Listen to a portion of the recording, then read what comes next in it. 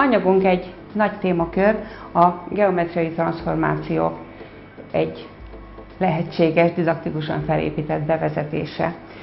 Két nagy részből áll, az első 5 rész alapvető fogalmakat világít meg, ilyen a szimmetria, a ponttranszformációk, a mozgások, a második részben pedig a tengelytükrözést tárgyaljuk részletesen.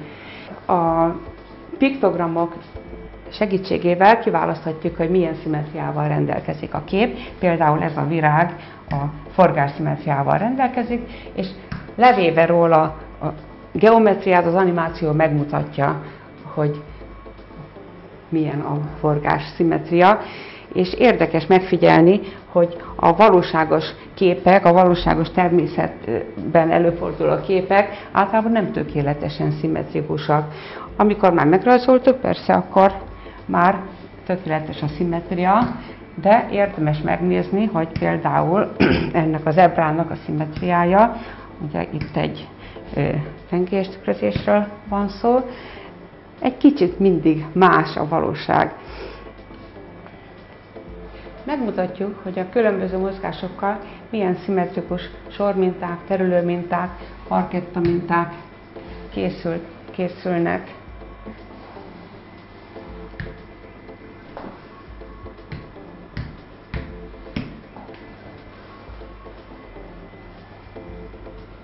Itt is valóságos képeket gyűjtöttünk. A sormintán, a piktogramban kijelöljük, hogy milyen szimmetriával rendelkezik ez a minta, és az animáció megmutatja, hogy jól döntöttünk-e. Valóban van benne eltolás,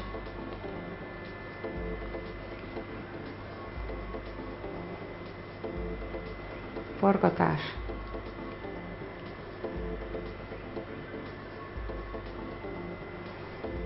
és tükrözés is.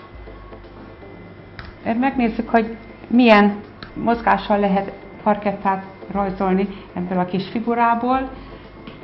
Tükrözés nem jó, eltolás nem jó, csak a forgatás működik, és az animáció be is mutatja. Ezt nagyon fontosnak tartjuk, hogy a gyerekek maguk is megrajzolják másolópapír segítségével a mintát. Ehhez segítenek a kinyomtatható feladatlapok, ahol a gyerekek egy figurát kapnak, és másolópapír segítségével dolgoznak.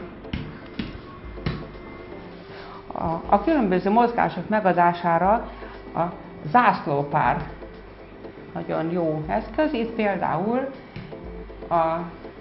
egyértelműen egy párhuzamos eltolást adunk meg, egy fehér és egy fekete zászlóval.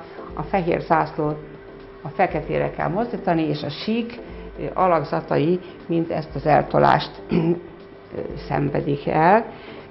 A második részben a tengelytükrözés tulajdonságait megint csak úgy tárgyaljuk, hogy a valóságból vett képek segítenek nekünk, és a geometriai törvényszerűségeket így olvassuk le. A gyerekek megfogalmazzák a szabályt, és meg is nézhetjük a geometriai megfogalmazást. A tanultak rögzítését szolgálja egy memóriajáték. Itt a képek és a hozzátartozó szövegeket kell összepárosítani. Ha nem jó a pár, akkor persze eltűnik a kép. Amikor jó párra sikerül kattintanunk, akkor megmarad a kép. Például itt.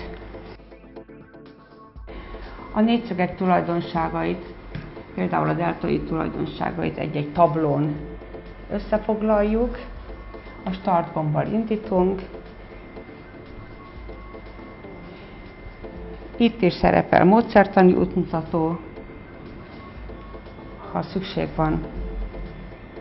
Sugó mutatja meg, hogy hogyan kell a szoftvert használni.